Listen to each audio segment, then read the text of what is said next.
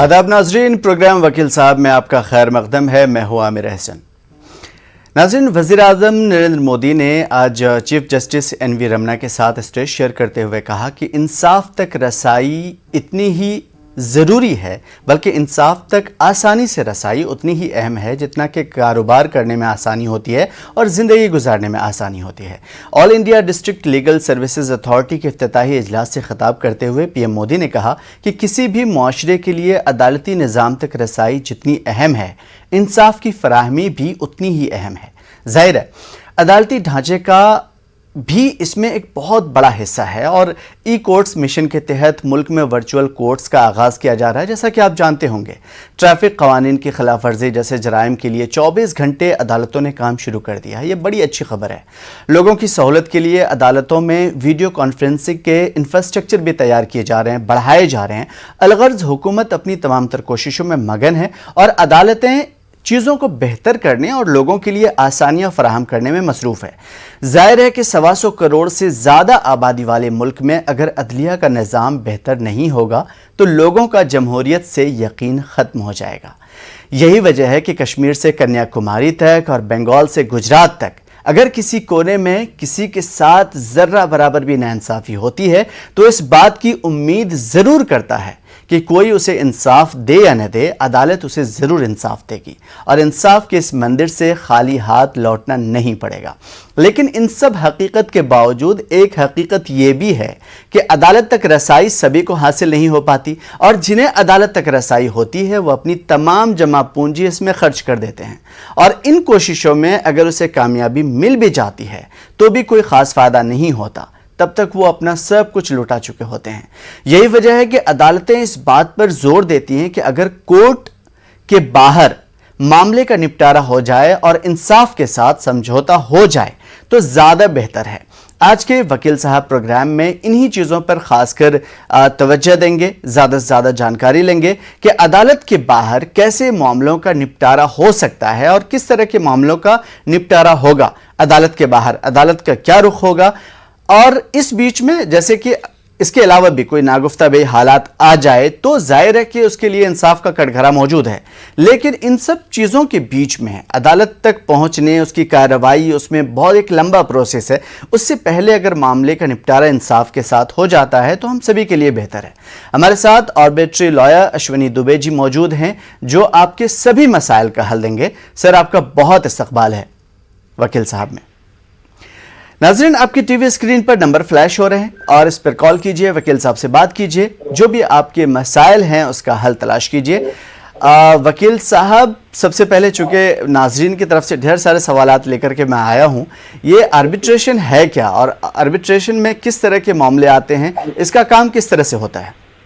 देखिए, आर्बिट्रेशन जब दो पार्टीज के बीच में किसी ट्रेड को लेकर, किसी बिजनेस को लेकर या कोई और विवाद के समाधान के लिए प्रमुख तौर पर कोई एग्रीमेंट में ये कहा जाता है कि हम आपस में अपने विवाद का निपटारा जो है आर्बिट्रेशन के माध्यम से करेंगे, मध्यस्थता के माध्यम से करेंगे और हम दोनों या तो आपसी सहमति से मध्यस्थ या आर्बिट्रेटर बनवाएंगे और या हम अदालती प्रक्रिया में अदालत को कहेंगे इसमें मध्यस्थ बना। तो टाइम बाउंड मैनर में दो ग्रुप्स के बीच में, दो कंपनीज के बीच में, दो ऑर्गेनाइजेशंस के बीच में किसी मसले को लेकर, किसी ट्रेड को लेकर अगर आपस में विवाद पैदा होता है और वहां पर स्पेसिफिकली दोनों एग्रीमेंट करते समय इस बात के लिए एग्री करते हैं कि हम दोनों आपस में अपने विवाद का निपटारा मध्यस्थता से करेंगे, आर्बिट्रेशन से करेंगे, तो वो जो है काम करता है, वो अदालत के बाहर की प्रक्रिया के मुताबिक उसको समाधान करने के लिए।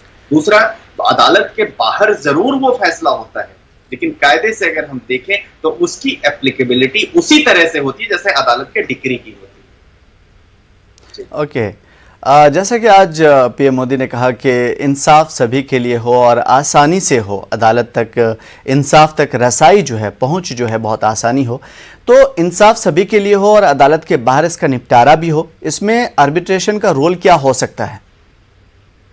देखिए, इसलिए जरूरी है, वो अदालतें बहुत ओवरबर्डन्ड हैं, अदालतों के पास बहुत काम है और दूसरा जो इंफ्रास्ट्रक्चर है अभी देश का, जिस हिसाब से हमारी पॉपुलेशन है उस हिसाब से अभी वो इंफ्रास्ट्रक्चर नहीं है। इसलिए जो आर्बिट्रेशन है एक वैकल्पिक विवाद समाधान प्रक्रिया है, जिसमें पक्षकार किसी तीसरे व्यक्ति के हस्तक्षेप के माध्यम से न्यायालय का सहारा लिए बिना अपने विवाद का निपटारा करते हैं। यानी ये एक ऐसी प्रक्रिया है जिसमें डिस्प्यूट होने की स्थिति में जो उस व्यक्ति को आर्बिट्रेटर अपॉइंट किया जाता है वो दोनों पक्षों को सुनता है और सुनने के पश्चात जो है मसले का निर्णय करता है।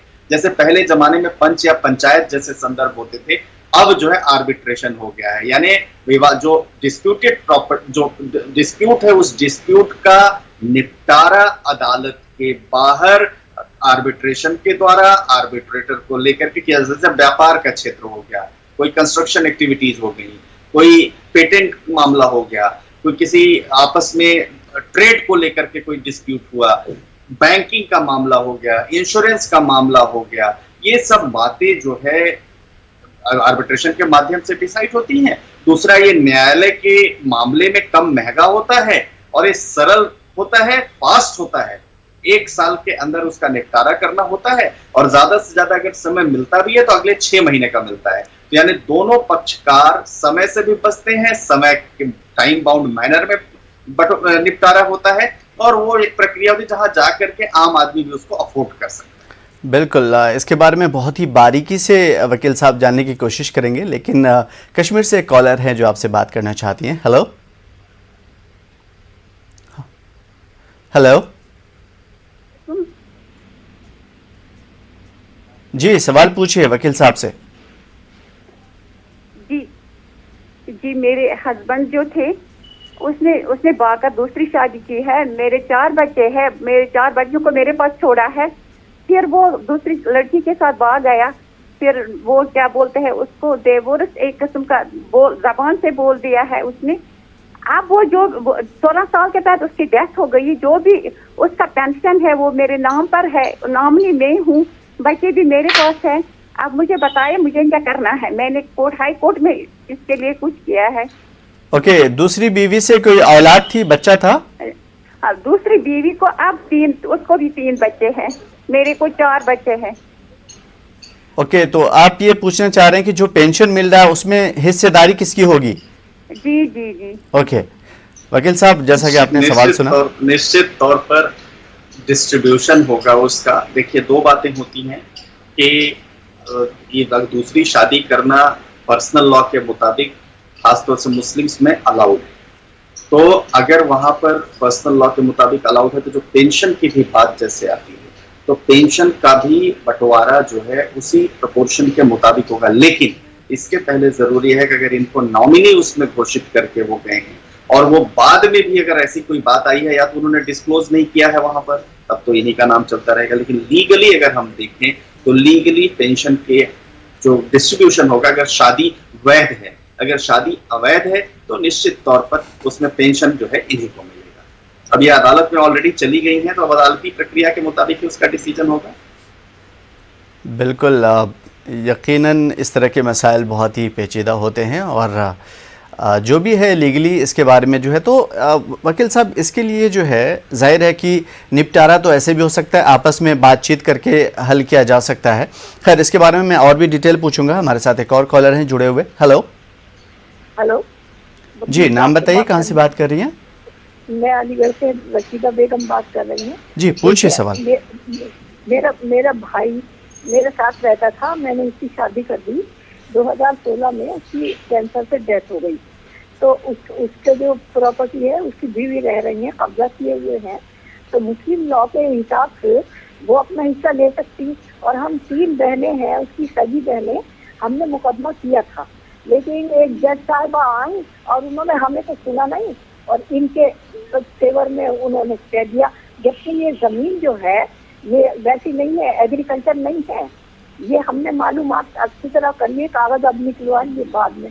तो प्लीज बताइए, हम तीनों बहनों का सगी बहनें हैं, उसकी हिस्सा मिलेगा या नहीं? हम ये कहते हैं कि आप जैसे कह रहे हैं कि अदालत बार फैसला कर ले, तो हम ये कह रहे हैं कि आप अपना हिस्सा ले लें, हम मना नहीं कर रहे।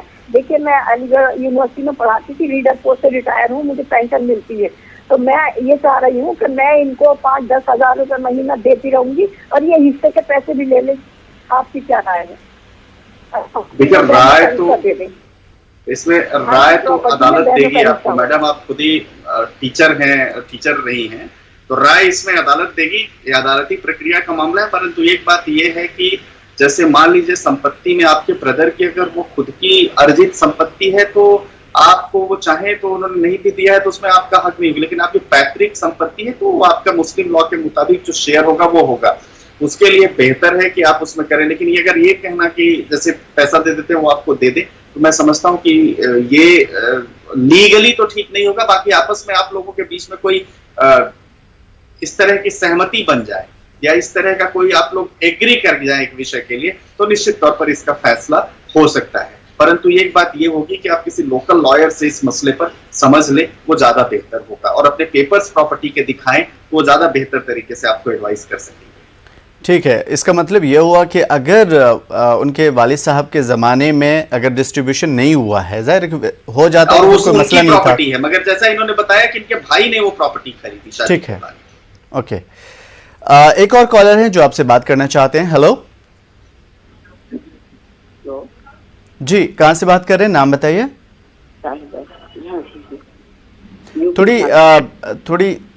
थोड़ा जोर से आप बोलिए, कुछ सुनाई नहीं दे रहा, आपकी आवाज नहीं आ रही हम तक। यहाँ से यूपी से बोल रहे हैं जी, पूछिए। तो हमारा मामला ये है कि हमारी सर्विस थी पुरानी जी, बेसिक शिक्षा परिषद में टीचर थे हम, तो वो हमारी किसी कारणवश खत्म हो गई है, अब खत्म हो गई है।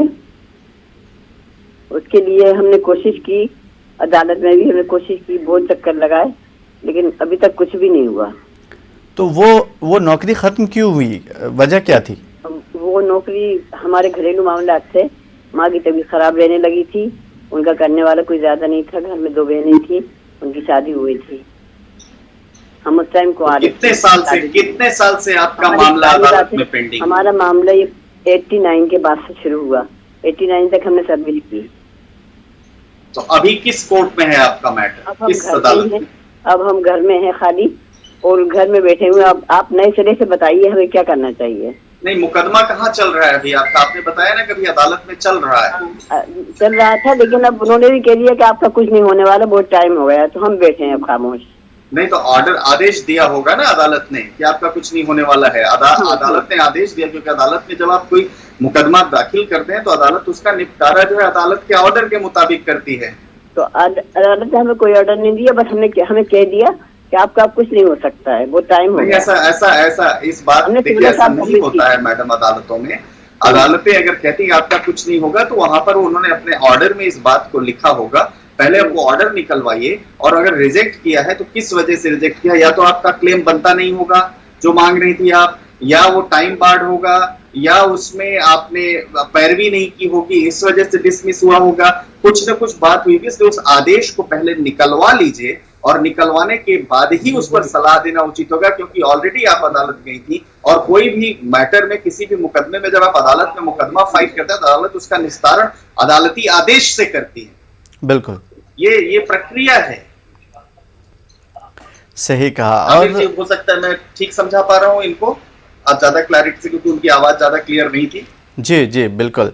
क्या इस तरह की चीज़ें में, इन सब चीज़ों में क्या वकील साहब ऐसा हो सकता है कि बहुत पुराना केस हो, बहुत पुराना मामला हो, और बाद में जो है मतलब उसको अगर क्लेम किया जाए लोकल अदालत में, सिविल कोर्ट वगैरह में, तो क्या उसका हर्जाना मिल सकता है? क्योंकि वजूहात तो हो सकते हैं कि जॉब में नहीं जा सके, अटेंडेंस नहीं लग सकी एक लंबे मुद्दत तक, कुछ बहुत सारे रीज़न हो सकते हैं। तो क्या ऐसा पॉसिबल है कि साल भर अगर वो जॉब अटेंड नहीं करे और वहाँ से कुछ नाम वाम कट गया, तो बाद में अदालत के जरिए कुछ हर्जाना मिल सकता है? देखिए ऐसा होता है कि जब मान लीजिए किसी कारण से, इसीलिए हमेशा कानून में एक बात कही है कि आपके पास वैलिड और वाजिब वजह होनी चाहिए किसी बात को ना करने के पीछे। अगर कोई साल भर तक नहीं गया कहीं, तो उसके पीछे अगर उसके पास एक लॉजिकल वजह है कि क्यों नहीं गया, और वो एक्सप्लेनेशन वो अपने जहां नौकरी कर रहे हैं उस डिपार्टमेंट को फर्निश करते हैं, तो डिपार्टमेंट को मानना चाहिए। और नहीं मानती तो उस मामले में फिर आप कोर्ट जाते हैं, और कोर्ट में कहते हैं कि पिछले 1 वर्षों से इन कारणों से आप प्रिवेंटेड रहे और इन कारणों से नहीं आ पाए, और ये लॉजिकल रीजन है, और ये बोनाफाइड जो है वो डिले है। तो डिले कंडोन करने का भी राइट इसीलिए अदालती व्यवस्था में दिया गया। दूसरा जो है, ऐसा भी नहीं होता कि कोई व्यक्ति सालों बैठा रहे और उसके बाद अचानक से उठा और अचानक अदालत में चले जाए। उसके लिए मियाद, जो लिमिटेशन एक्ट है, लिमिटेशन एक्ट भी होता है कि हर मुकदमे को फाइल करने के लिए एक लिमिटेशन होती है और वो लिमिटेशन लॉ में प्रिस्क्राइब्ड है कि किस नेचर का मुकदमा होगा और किस तरह की लिमिटेशन होगी। चलिए, अच्छी बात, ये चीजें क्लियर हो गई। ये चीज़ें क्लियर हो गई कि अगर वो उस लिमिट में, उस मियाद में अगर आपने अदालत का दरवाज़ा खटखटाया है और वैलिड रीज़न दिया है तो यकीनन आपके हक़ में फ़ैसला होगा या बेहतर चीज़ें आपके सामने में आएंगी। वकील साहब, कुछ और कॉलर हैं जो बात करना चाहते हैं आपसे। हेलो जी, हेलो। जी सर, मैं हैदराबाद से बात कर रही हूँ। मैं जी, पूछिए। जी, हमारे सास का घर है, जाति घर है, अंबरपेट में घर है उनका। तो वो घर उनको 3 लड़के 3 लड़कियां थे उनको तो उसमें 2 लड़कियों का इंतकाल हो गया, 1 लड़के का इंतकाल हो गया उनका। अब उनको 2 लड़के 1 लड़की है अभी। अब हम घर की बड़ी बहू है, बड़ा बेटा है, हम लोग घर के हालात से हम लोग अलग रह रहे थे। अब वो घर में 1 लड़का साथ था, अब वो सास ससुर दोनों का इंतकाल हो गया। अब वो लड़का बोल रहे मैं अभी घर नहीं बेचता हूँ, मैं अभी जब बेचे सकत देंगे घर का हिस्सा, बोल रहे उन्होंने। अब मेरे को 3 भी लड़कियां हैं और हमारे हस्बैंड ऑटो चलाते, उनको ज्यादा नहीं वो कर सकते उन्होंने। अब बिल्कुल हमारी हालत बिल्कुल वीक है हम लोगों की। अब हम चाह रहे हैं उसमें हिस्सा हमारे को मिलना बोल के। अब वो घर में है तो वाले नहीं बेचते बोल रहे हैं अभी। इसके लिए हम क्या करना चाहिए, आपसे मशवरा लेना चाह रहे हैं। ठीक है वकील साहब।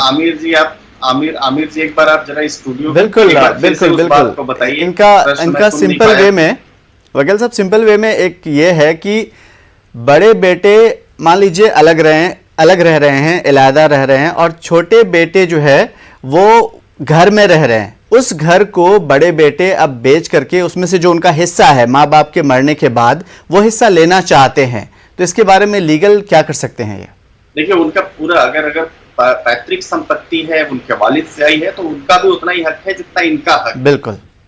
तो ये जो है वो अगर अपना ही हिस्सा बेच सकते हैं, इनका हिस्सा नहीं बेच सकते हैं।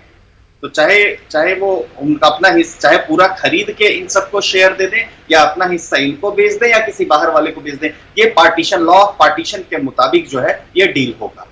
ओके, यानी कि ये अपना हिस्सा जो है पैतृक, अपना हिस्सा ले सकते हैं, उनका हक है। ठीक है। अगर मान लीजिए कि भाई राजी ना हो कि नहीं हमारे पास पैसे नहीं है, हम नहीं दे सकते अभी, और बेचेंगे तो बाद में बेचेंगे, हालात जब ऐसे आएंगे, तो ऐसी सूरत में क्या कर सकता है? देखिए, कानून में इसके लिए यह है कि अगर पार्टीशन का मुकदमा दाखिल होता है तो पार्टीशन के मुकदमे में उसको डिसाइड करते हैं कि किसका कितना शेयर है, और मान लीजिए 3 बहनें 3 भाई हैं तो वो इक्वल शेयर में डिस्ट्रीब्यूशन होगा, या कोई वसीयत है तो वसीयत के मुताबिक डिस्ट्रीब्यूशन होगा। लेकिन ये कहना कि अभी पैसे नहीं है हमारे पास, ये थोड़ा एक्सक्यूज नहीं है। इस पे ये एग्री कर सकती है, ठीक है, लेकिन कानूनी तौर पर उसका पार्टीशन होना ही, ठीक है, होना है। और क्या अदालतें इसमें कुछ टाइम बॉन्ड भी कर सकती हैं कि हाँ 6 महीने 4 महीने के बाद आप जो है, ये तो अदालतें ये कर हो सकती हैं, सकती है। अदालतों का डिस्क्रिप्शन भी अच्छी होता बात है, चीजें क्लियर हो गई और उम्मीद है कि बहन को ये चीजें समझ में आ गई होंगी। आपका हक है, आप ले सकते हैं। एक और कॉलर है जिनसे बात करना चाहेंगे। हेलो हेलो, मैं कश्मीर से बोल रहा हूँ जी। थोड़ी मैंने बोला था जमीन आबादी दिया होता, जमीन उसका कैसे मिलकर बनती है वो? बड़े भाई, मैं माजरत चाहता हूं आपसे क्योंकि आपकी आवाज हम तक क्लियर नहीं आ रही, थोड़ी जोर से बोलेंगे। मैंने बोला जो होता जमीन होता आबादी दिया, आबादी दिया, उसका कैसे मिलकर बनती है वो, निकल कैसे होता है उसका? आबादी दिया, जमीन का नाम होता आबादी दिया। आबादी? हेलो, आबादी दिया, आबादी जरा दिया दिया दिया दिया, ओके, आबादी दिया, आबादी जह कुछ कह रहे हैं आप? दिया दिया दिया दिया जमीन। हाँ ओके, इस जमीन में क्या होता है? हाँ, वो जमीन होता मतलब वो भी सरकारी नहीं होता, वो लोगों का होता है, लेकिन वो जब उसमें आदमी रहता है तो वो कैसे मिलकत बनती है? ओके, मतलब आबादी है। ओके, यानी कि उसे जो है गवर्नमेंट दे देती है रहने के लिए। ये क्या है कि किसी भी आबादी की जमीन पर पट्टा कैसे हो सकता है, उसके लिए आवेदन करना पड़ता है। भारत देश में इंडिपेंडेंस के बाद कई ऐसे देश हैं, गरीब परिवार हैं जिनके पास खुद की जमीन नहीं है, और ऐसे पिछड़े और गरीब परिवारों के लिए राज्य सरकार जो है जमीन का पट्टा प्रदान करती है, पट्टा देती है। सरकार के बाद कई ऐसी जमीन होती है जिनकी सरकार को लगता है कि अभी कोई जरूरत नहीं है, वो जो भूमि है जिले में, अंचल में, अनुमंडल और तहसील के राज्य में और सरकार के अधीन खाली पड़ी हुई है, तो उसको देने की गरीब परिवारों की व्यवस्था है।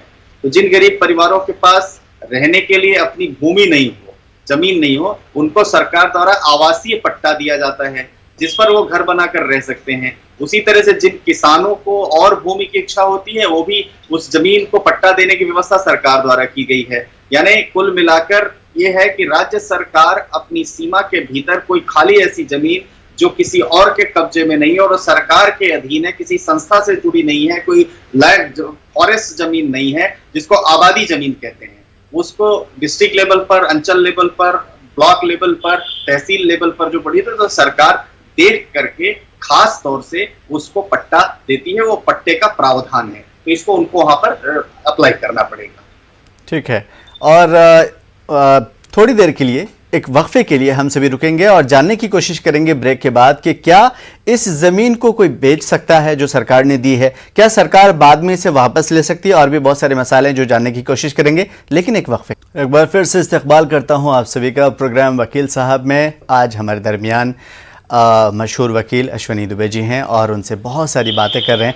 हमने बहुत सारे मसाइल को छेड़ने से पहले सिर्फ आर्बिट्री के बारे में जानने की कोशिश की थी और इतने सारे मसाइल सामने आ गए। जाहिर सी बात है कि हमारे बीच में कितनी सारी बातें हैं, कितनी सारी पेचीदगियां हैं, कितनी सारी उलझनें हैं, इससे अंदाज़ा हो सकता है। नाज़रीन, आप भी कॉल कर सकते हैं। आपके स्क्रीन पर जो भी नंबर फ्लैश हो रहे हैं उस पर कॉल करिए और वकील साहब से अपनी उलझनों के बारे में जानिए। सबसे पहले आगे क्वेश्चन की तरफ बढ़ने से पहले आप लोगों से बात करेंगे, देखेंगे हमारे साथ लाइन पे कौन है। हेलो हेलो जी, नाम बताइए। मैं मोहम्मद अजीमुद्दीन बोल रहा हूँ, मधुबनी बिहार से। जी पूछिए अजीम जी, कहना है कि मेरे दादा के 2 लड़के हैं जी, जो मेरे फादर छोटे हैं, तो मेरे दादा ने अपनी नाम की जमीन मेरे वालिद साहब को आत्मनामा दान पत्र के सूरत में 1985 ईस्वी में कर दिए। ठीक है। इसके बाद 1972 ईस्वी में जो नया सर्वे हुआ था उसमें दोनों भाई के नाम से खतियान खुल गया है, जिसके बिना पर वो आज उनके लड़के जो हमारे चचा के लड़के हैं वो कह रहे हैं कि इसमें मेरे बाप का आधा हिस्सा बनता है। तो पुराने नंबर जितने हैं जो मेरे दादाजी ने मेरे वालिद साहब को 4 बीघा 8 कट्ठा 16 धूर जो अतायनामा दान पत्र की सूरत में किए हैं, तो आज वो बता रहे हैं कि ये अवैध है। तो क्या सर मैं ठीक है, एक छोटा सा सवाल पूछना चाहूँगा कि चूंकि आपके दादा ने और आपके दादा के भाई ने, वो ज़मीन दोनों में से किसके नाम थी? जी मेरे दादा के नाम से। ठीक है वकील साहब, चूंकि ये बहुत पुराना मामला है तो जाहिर है कि आप इसका जवाब देंगे बेहतर तरीके से। देखिए क्या है कि और अगर काफी समय पहले इनके वालिद साहब के नाम पर जमीन आ गई और उसके बाद सारा नामांतरण की प्रक्रिया हो गई, जमीन के अभिलेखों में जो रेवेन्यू रिकॉर्ड्स हैं उन सब में उनका नाम आ गया और उस पर वो काबिज होकर के वो जमीन पे खेती करते रहे या जो भी जिस मकसद के लिए जमीन थी वो करते रहे। तो क्लेम करना और क्लेम मिलना दोनों में बहुत अंतर है। मैं समझता हूँ कि इनकी पोजीशन लीगली बहुत स्ट्रांग है और लीगली स्ट्रांग होने की वजह से जो फैसला होगा वो इन्हीं के पक्ष में होगा, बशर्ते कि जो इनके दादा ने इनको इनके वालिद साहब को दिया वो अगर अवैध वो डिक्लेयर नहीं होता है तो इनका ही हक वहां पर रहेगा। ऐसा ही कानून। बिल्कुल, इसी वजह से मैंने ये जानने की कोशिश की कि वो ज़मीन जो उन्होंने यानी इनके दादा ने वालिद साहब के नाम की थी वो एक्चुअली किसके नाम थी। जाहिर है कि इन्होंने खुद ही साफ किया कि वो दादा के नाम थी और बाद में क्या। सर मैं ये जानना चाहूँगा, एक बहुत ही बारीकी है ज़मीन उमीन के मामले में, क्या ऐसा होता है कि अगर 1970 में किसी को अपनी ज़मीन दे देता हूं और 1970 के बाद जो है वो कुछ सर्वे होता है सरकार का और वो सर्वे में कुछ और निकल करके सामने आता है, तो क्या ऐसा मुमकिन है कि फिर वो ज़मीन उसके नाम हो जाएगी? देखिए सबसे पहले तो कोई भी व्यक्ति खुद की अर्जित अपने नाम पर उसकी जो सेल्फ एक्वायर्ड प्रॉपर्टी होती है वही दे सकता है। अगर वो किसी और की प्रॉपर्टी है, किराए की भूमि है, सरकारी जमीन है और उस पर वो काबिज है तो वो किसी को दे भी देंगे तो अवैध होगा, पहला।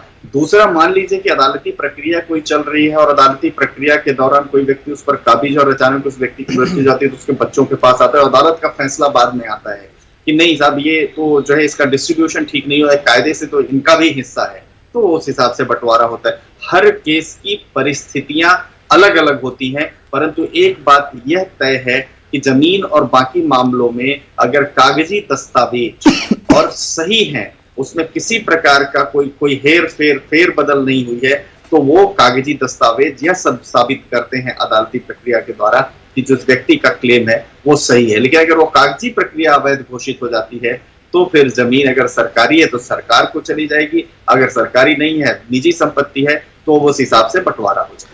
ठीक है, बहुत ही बारीकी से अपनी चीज़ों को समझाया। वकील साहब, बहुत से ऐसे मसाइल होते हैं जिसमें ज़रा सी बात पर रिश्तों को तोड़ने वाली बात आ जाती है, थोड़ी बात पे जो है मतलब अदालत तक बात चली जाती है। घर के छोटे छोटे मसाइल जो बड़े हल कर सकते हैं, हो जाता है ऐसा। ऐसे जो मामले होते हैं बहुत ही मुश्किल भी होते हैं, पेचीदा भी होते हैं और हल करना भी मुश्किल होता है। आप लोगों की कोशिश कहाँ तक होती है इसे जोड़ने की?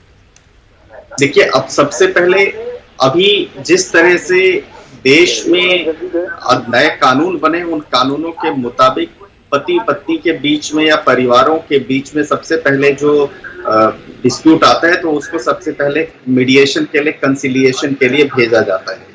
तो वो जो है वहां पर जाते हैं, तो वहां पर ट्रेंड मीडिएटर्स होते हैं या कंसिलेशन ऑफिसर्स होते हैं, वो आपस में दोनों को समझाते हैं।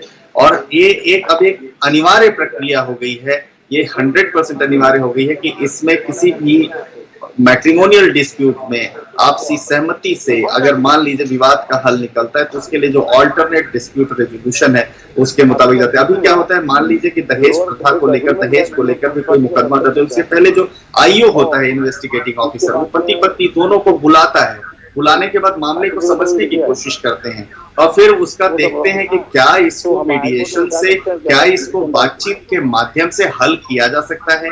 अगर ऐसा होता है तो वो कोशिश करते हैं, हल हो नहीं होता है तभी जाकर के उसमें मुकदमा दर्ज होता है। सिमिलरली अगर मैट्रिमोनियल डिस्प्यूट कुछ होता है, डाइवोर्स जैसे केसेस आ जाए, तो उसमें भी मीडिएटर्स के सामने भेजा जाता है या कंसिलिएशन के लिए जज खुद प्रयास करते हैं और उसके बाद उस पर निर्णय होता है। तो तमाम अल्टरनेट डिस्प्यूट रेजोल्यूशन के साथ प्रधानमंत्री जी ने भी कहा कि स्टेट लीगल सर्विसेज अथॉरिटी जो है, खास तौर से गरीबों को सुलभ न्याय देने के लिए, हर व्यक्ति जो सक्षम नहीं है उसको न्याय देने के लिए, और पारिवारिक संपत्ति के बंटवारे की चाहे बात हो चाहे पारिवारिक झगड़े की बात हो, उनको मध्यस्थता के माध्यम से हल करने की कोशिश करते हैं। इसके दो बातें होती हैं कि एक तो ये मामला भी पब्लिक में नहीं आता है, तो आपस में इज्जत प्रतिष्ठा भी बनी रहती है, पार्टी टॉकिंग टफ हुई रहती है, और बिना अदालती प्रक्रिया को ऊपर लिए हुए, बिना उस पर अदालत पर भार दिए हुए ये इसका सेटलमेंट हो जाता है। तो ये बहुत ही अच्छा और बहुत ही निर्णायक कदम है सरकार का।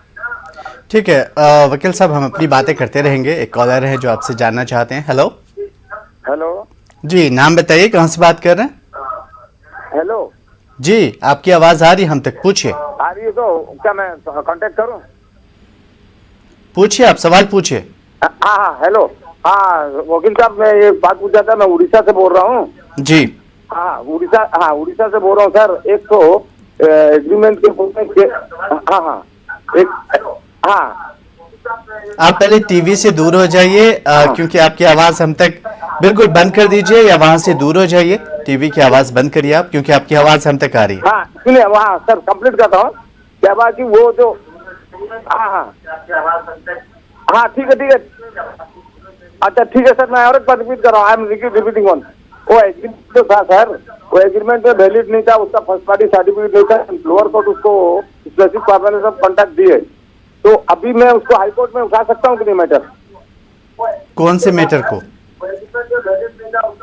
कोर्ट से फैसला हुआ है तो और आपके पक्ष में हुआ है तो आप हाई कोर्ट में कैसे उठाएंगे? आपके खिलाफ हुआ है तभी आप अपील में जा सकते हैं। अपील आपका एक लीगल राइट है और उस लीगल राइट को आप जो अपीलेट कोर्ट है उस अपीलेट कोर्ट में निश्चित तौर पर ले जा सकते हैं, लेकिन उसकी एक समय सीमा निर्धारित है जो लिमिटेशन एक्ट है। लिमिटेशन एक्ट के मुताबिक अपील करने का भी एक समय दिया गया है, और अगर उस समय में आपने अपील नहीं किया तो आपके पास ठोस वजह होनी चाहिए कि क्यों नहीं किया, तो आप निश्चित तौर पर अपील में जा सकते हैं और वो आपका जो है वैधानिक राइट है, लीगल राइट है।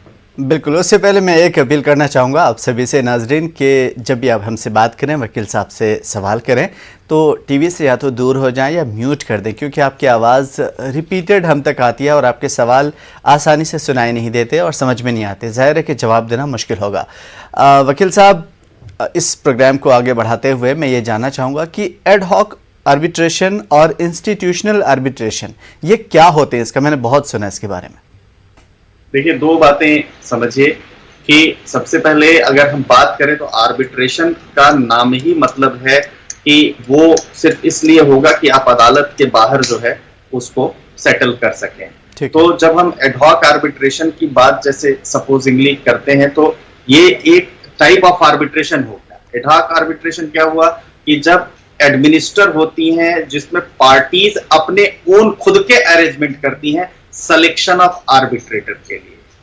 तो एडहॉक एडमिनिस्ट्रेशन में इंस्टीट्यूशन जैसे आईसीसी, एलसीआईए, डीआईएसी, डीआईएफसी ऐसे जो इंस्टीट्यूशंस हैं वो इंस्टीट्यूशंस के सामने नहीं जाते, खुद से आपस में डिसाइड करते हैं। जैसे आपके और आपके किसी और व्यक्ति के बीच में आपस में डिस्प्यूट हुआ तो आपने मुझे आर्बिट्रेटर बना लिया, तो वो एडहॉक आर्बिट्रेशन के उसमें जाएगा। माने एक आर्बिट्रल मैकेनिज्म ही वो है जिसके मुताबिक पार्टीज खुद जो है इंस्टीट्यूशन के बजाय वो मामले को सेटल करती हैं तो और उस पर पालन करती है। दूसरा जो इंस्टीट्यूशनल आर्बिट्रेशन है वो ये है एक स्पेशलाइज्ड इंस्टीट्यूशन इंटरवीन करता है जिसमें, और आर्बिट्रेशन प्रोसेस को पूरा एडमिनिस्टर करता है। जैसे नाम से ही आ रहा है इंस्टीट्यूशनल आर्बिट्रेशन।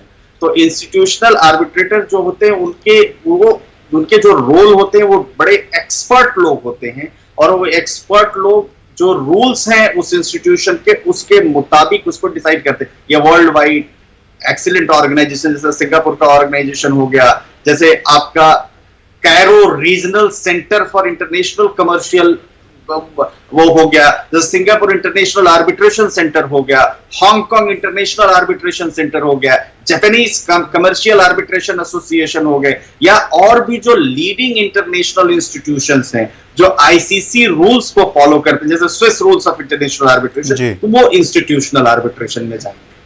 ठीक है, और भी मजीद बातें हम सब करेंगे, लेकिन एक छोटे से वक्फे के बाद जल्द होते हैं हाजिर। इस्तकबाल करता हूँ एक बार फिर से आप सभी का प्रोग्राम वकील साहब में। आज हमारे साथ अश्वनी दुबे जी हैं जो बहुत ही बारीकी से चीज़ों को समझा रहे हैं, बता रहे हैं। आप भी कॉल कर सकते हैं इस प्रोग्राम में, इस प्रोग्राम का हिस्सा बन सकते हैं। नंबर आपके स्क्रीन पर फ्लैश हो रहा है। वकील साहब, अगर मान लीजिए कि इन सब के बावजूद जो चीज़ें आपने बताई, ठीक है, आर्बिट्रेशन बहुत ही खूबसूरत चीज़ लगी हमें और नाजरीन को भी। मैं जानना चाहता हूँ कि अगर इन सब के बावजूद किसी को लगे कि इंसाफ नहीं हुआ है, या बाद में उसे पता चले कि अरे जो मुआहदा हुआ या जिस बात पे हमने इत्तफाक किया वो तो ठीक है, लेकिन कहीं ना कहीं हमें इंसाफ नहीं हुआ, तो क्या वो वापस अपील कर सकता है दोबारा? प्रोविजन उसमें ऑलरेडी है।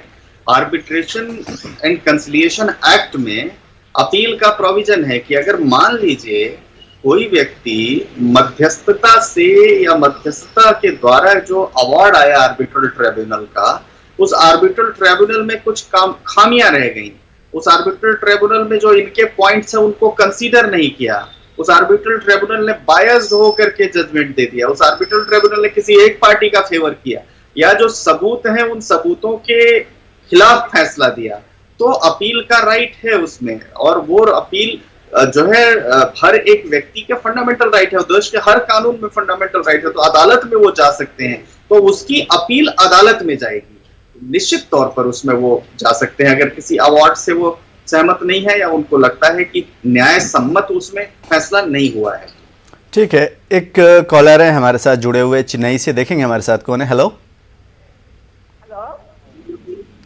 हेलो हेलो जी, पूछिए मैडम। हेलो हेलो, अपना सवाल जल्दी से वकील साहब के नजदीक रखें।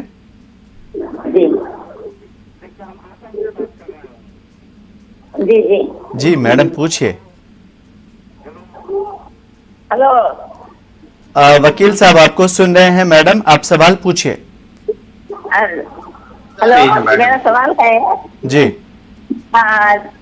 हमारे खादिम को 2 औरतें हैं, हाँ, पहले और बच्चे ने वो में देख रहे। मैं एक अनंतपुर डिस्ट्रिक्ट में टीचर थी, लेकिन मैं रिटायर हो जाने के बाद में मेरे फादर क्या करे, एक जगह एक जमीन की थोड़ी थी, वो जमीन है तकरीबन 5,000 में आपकी 2 में ली थी। तो वो जमीन भी निकाले को बिका को घर निकाले को थे, और उसके बाद में उन लोग गुजर गई थी। मेरे को मालूम कराया नहीं, वो जमीन अब जगन रेड्डी साहब को 9 करोड़ को बिकाई। यानी जमीन आपने खरीदी थी? हाँ जी, हाँ मैं खरीदी थी, मेरे नाम से तो ये था। ठीक है। मैं बिका जो बोलेगा अच्छा बिल्कुल लिखो, मैं हम चेन्नई को मैं बच्ची की शादी करने आ गई। उसके बाद मैंने फाइनल तबियत बिगड़ को मर गई। मरने के बाद में सौतन का जमीन क्या करेगा, तो वो जगन सर को बिका रहे है। 9 करोड़ की बिकाई जमीन है। तो वो जमीन पे कब्जा आपका है? जी, मेरा था, लेकिन ना मेरे हाथ से लिखा लिए थे उन्होंने जिले पर में से। तो मैं चेन्नई को जाते हैं मौके से छुट्टियां, तो मैं बिका को क्या माफी चाहता हूँ, बीच में एक सवाल है, क्या आपके शौहर ने वो जमीन अपने दूसरी बीवी के नाम किया था? नहीं, मेरे नाम से था, लेकिन अब अपने नाम से कर दिए थे। मैं बिका डालने के बाद में तुम ना को ये करोगे, वो अब बिका डालने की वो पैसा भी कहीं क्या है कि मेरे को तो मालूम नहीं, लेकिन ये ब्रोकर को पकड़ को मेरे पास भेजे थे। वो ब्रोकर आपको पूरा पहचान को चले गए, लेकिन पकड़ा मेरे पास नहीं, पकड़ के उनके पास थे तो दी, लेकिन 9 करोड़ को बिका ली। मेरे को खुद के लिए नहीं, क्या भी दिए नहीं, ये इन सकती है ऐसा वैसा बोल को खुद दिया। अब दूसरा है कि उधर में से आनंदपुर में जो नवा बस स्टैंड पड़ा है, उधर में 12 सेंट जगह 4 सेंट को 3 फ्लैट। मेरे अम्मा क्या करेगा, तो बड़ी बेटी के नाम से एक, छोटी बेटी के नाम से एक, नवासी के नाम से एक, 3 फ्लैट और 4 सेंट के। तो वो है ना आनंदपुर में से बड़े फखरुद्दीन साहब पर गई, उनके पोतरे को क्या करेगा, तो 12 लाख को बिकाएगी। ठीक है। आपकी मुकम्मल जो आपके क्वेश्चंस हैं, मेरे ख्याल से 2 हैं। पहले क्वेश्चंस का जवाब मैं वकील साहब से चाहूंगा, क्योंकि दूसरे प्रश्न जरूर आमिर भाई प्रश्न दोहराइएगा, क्योंकि जरूर प्रश्न उनका बहुत ही दिक्कतों से हमने भी जो है सवाल को एक साथ जोड़ने की कोशिश की है। पहला सवाल इन्होंने ये किया है कि वकील साहब की इन्होंने अपने शौहर की ज़िंदगी में, अब इनके शौहर नहीं है, उन्होंने अपनी ज़िंदगी में इनके नाम कोई ज़मीन की थी या इन्होंने खुद से ख़रीदी थी, जो भी हो सूरत हाल जो भी हो। अब बाद में उन्होंने दूसरी शादी की, लेकिन जो दूसरी शादी यानी दूसरी बीवी है वो ज़मीन पे कब्ज़ा की हुई है, लेकिन ज़मीन इनके नाम है। तो इनके बारे में ये जानना चाहती हैं कि क्या अब उस ज़मीन को हम अपने नाम कैसे करें या उस पर कब्ज़ा कैसे करें? नाम पर तो इनका ही है। अब ये पोजेशन का मामला है जी। एक व्यक्ति अनऑथराइज्ड पोजेशन में आ गया, तो उसके लिए रिकवरी ऑफ पोजेशन का दावा फाइल कर दें लोकल कोर्ट में, और लोकल कोर्ट में जैसे ही रिकवरी ऑफ पोजेशन का ये दावा फाइल करेंगी, तो इनके पक्ष में देखने के बाद, क्योंकि कागजात जैसा बताया, चाहे शौहर ने इनके नाम पर किया हो चाहे इन्होंने खुद भी खरीदे, तो मालिक तो यही रही जी। कब्जा भले किसी का हुआ, वो कब्जा अवैध हुआ, लेकिन अगर वो कब्जा किसी एग्रीमेंट के तहत दिया गया है, चाहे इनके द्वारा चाहे इनके शौहर के द्वारा, तो वो एक बड़ा विषय आ सकता है, तो जिसमें इनको प्रूफ करना पड़ेगा। परंतु अगर ये जमीन की मालकिन है, तो ये अगर कोई दूसरा व्यक्ति उस पर कब्जा किए जो है, उसमें रिकवरी ऑफ पोजेशन का मुकदमा कर सकती है। ठीक है वकील साहब, इससे रिलेटेड कुछ और भी बारीकियां हैं जो जानना चाहूंगा मैं, लेकिन एक और कॉलर हैं आसाम से जो बात करना चाहते हैं आपसे। हेलो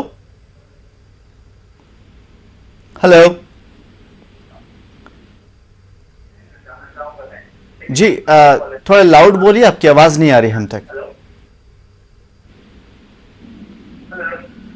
जी आप हेलो जी पूछिए, सवाल पूछिए। जी हम आसाम से बात कर रहा हूँ। जी पूछिए, सवाल पूछिए, वकील साहब सुन रहे हैं आपको। जी जी जी जी हेलो जी पूछिए, आपकी आवाज वकील साहब तक जा रही है। आपको हम आसाम से बात कर रहा हूँ। जी पूछिए, सवाल पूछिए। अच्छा, जो 15 साल 2015 में हम प्रमोशन का केस हाईकोर्ट में किया है। ये फाइव टाइम हमारा ये तारीख आया है। 10, 18, 10, 12, 18। उसके बाद और कोई हियरिंग नहीं आता है। तो वकील साहब को पूछा है, वकील साहब बोलता है वो आज आ जाएगा, वो सामने मार्क्स आ जाएगा, वो 1 साल में आ जाएगा। हाईकोर्ट ऐसा होता है, ऐसा होता है। और हाईकोर्ट का दूसरा वकील का पास बात किया है, वो बोला है तुम नो ऑब्जेक्शन ले लो, हम तुम्हारा केस ले आऊंगा। वो ऑब्जेक्शन नो ऑब्जेक्शन नहीं देता, हमको ऐसे ऐसे ये बोलता है। मैं क्या करूँ, थोड़ा बताइए ना डिटेल्स। ओके, मैं एक सवाल जानना चाहूंगा भाई आपसे कि आपका कोई केस है जो हाईकोर्ट में चल रहा है? ठीक है, तो ये केस आगे बढ़ नहीं पा रहा है या कुछ इसके बारे में डेट नहीं मिल पा रहा है आपको? डेट नहीं मिल रहा है। पहले 5 बार आया है, ये 2015 में केस जो आया हाईकोर्ट में।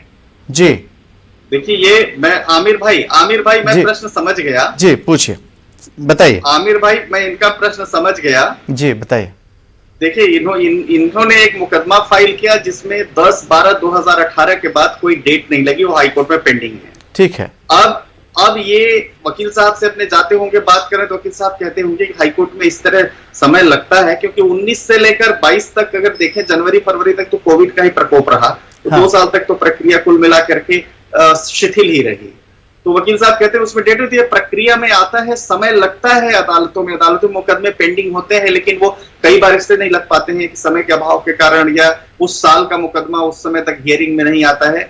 वो डिपेंड करता है कैसा एक मुकदमे का केस है। अब ये इनके एक समस्या तो ये हो गई कि इनका मुकदमा लग नहीं रहा है और इनके वकील साहब ने कहा कि आप समय लगता है हाईकोर्ट में। दूसरी इनकी समस्या, दूसरे वकील साहब से पूछा इन्होंने तो वकील ने कहा कि भाई मैं आपके मुकदमे की पैरवी तभी कर सकता हूं जब पहले वकील साहब से आप एनओसी लेकर के आ जाइए, इसमें मैं वकील बनूंगा। तो अब वो ये एनओसी के लिए जाते हैं तो पहले वाले वकील साहब एनओसी नहीं देते, तो उसका सिंपल सा तरीका, अगर एनओसी नहीं दे रहे हैं तो एक एप्लीकेशन उसी हाईकोर्ट में लगा दें डिस्चार्ज ऑफ एडवोकेट, तो इनको कोर्ट जो है डिस्चार्ज कर देगी पुराने वकील साहब को, नया वकील साहब उसमें एंगेज कर सकते हैं। ठीक है, ये बहुत ही आसान जुमलों में आपने बता दिया कि अगर आपको उस वकील से नहीं केस को आगे बढ़ाना है तो जाहिर है कि उसे आप हटा भी सकते हैं, दूसरे वकील को उसकी जगह रख सकते हैं जिस पे आपका भरोसा हो या आपको लगे कि इसके ज़रिए बेहतर तरीके से काम हो रहा है। और दूसरी चीज़ इन्होंने ये कहा कि केस की नौयत के ऊपर भी डिपेंड करता है कि आपका जो मामला है वो किस तरीके से चल रहा है। वकील साहब, इससे पहले जो एक बहन ने सवाल किया था वो मैं उसमें कुछ चीज़ें जानना चाहता हूँ बारीकी। जैसे ज़मीन का मसला है और किसी मतलब वाइफ का जो है, वाइफ के ऊपर जो है मतलब इस तरह की चीज़ें हैं, क्या शौहर जो है उसकी ज़िंदगी में उस ज़मीन को किसी के नाम कर सकता है? देखिए, वाइफ की जमीन तो शौहर नहीं कर सकता अगर वो वाइफ की जमीन है तो। ये सिर्फ और सिर्फ उस पर हक रहेगा तो उस महिला का ही रहेगा जो उसकी ओनर है। लेकिन वो शौहर की जमीन है तो वो शौहर ने अगर अपने वालिद से लिया है तो शौहर के भाई भी होंगे, उनका भी हक होगा। नहीं होंगे तो अगर वो संपत्ति तो उससे उनकी पत्नी से जो बच्चे होंगे उनका हक होगा। ये डिपेंड करेगा कि किस तरह के सर्कमस्टेंसेस हैं, किस तरह की सिचुएशन है, क्या फैक्ट्स है। इसलिए जरूरी होगा कि हर फैक्ट को उस तरीके से समझें कि जैसे मान लीजिए कि अगर ये क्लैरिटी हो कि वो जमीन किसकी है, नाम पर किसके है, कौन उसका जमीन है या वो घर है, उस पर हिस्सा उसका किराएदारी कौन ले रहा है, किराए पर अगर दिया नहीं, रह कौन रहा है, ये बड़े सारे फैक्टर्स होते हैं जो डिसाइड करते हैं। लेकिन एक बात यह है कि जो फैमिली प्रॉपर्टी होती है, फैमिली प्रॉपर्टी में सबका हक होता है, ये भी यूनिवर्सल ट्रुथ है। तो वो देखना पड़ता है उस परिस्थिति के हिसाब से, सर्कमस्टेंसेस के हिसाब से कि वो किसकी जमीन है, किसके पास और किसके पास कागजात है। चलिए, अच्छी बात है। और इसके लिए जो है आप कोर्ट जाइए बहन, और आपका जो भी मसला है उससे ज़रूर आपको इंसाफ मिलेगा, क्योंकि अगर आपके नाम वो ज़मीन है तो। लेकिन एक गुजारिश ये ज़रूर करना चाहूँगा कि जो भी आपके मसाइल हैं, चाहे वो आपकी भी उसमें गलती हो, उस बारीकी को भी अपने वकील के सामने रखिए, क्योंकि आप ये चाहेंगे कि हमारी गलती अगर सामने नहीं आए या हम नहीं बताएं, हमारी अच्छी अच्छी चीज़ें सामने आए, तो वो शायद वो चीज़ें नहीं हो पाती और मसाइल खड़े होते हैं। वकील साहब, एक चीज़ मैं जानना चाहूँगा बहुत ही बारीकी से कि जो आर्बिट्रेशन के बारे में हमने बात की थी, क्या इसमें शवाहिद, दलाइल, गवाह, इसकी कितनी जरूरत पड़ती है, और इसके लिए जो है क्या क्या चीजें जरूरत पड़ती हैं, कैसे जो है वो अप्रोच कर सकता है आप लोगों तक इसके लिए?